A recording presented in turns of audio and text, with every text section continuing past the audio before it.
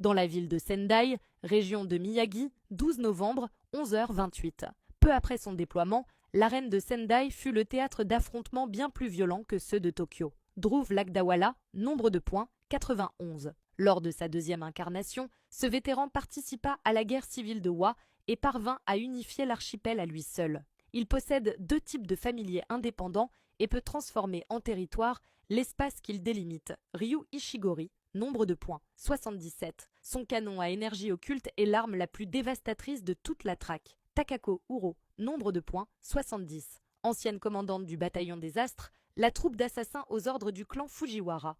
Elle peut manipuler le ciel. Kuro Urushi, nombre de points, 54. Fléau cafard soustrait par Kenjaku à la technique de manipulation des esprits.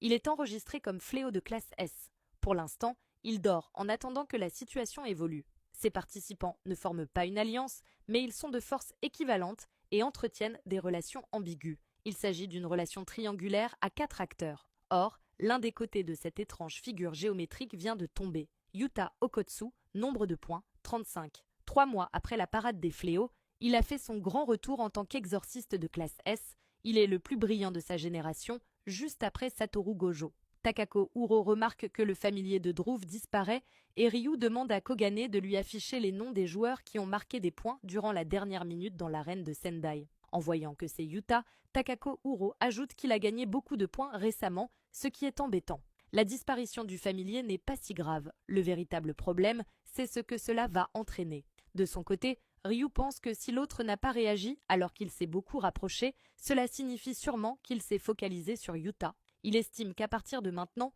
ça va devenir intéressant. Takako pense que Kuro Urushi va passer à l'action, ce qui l'irrite.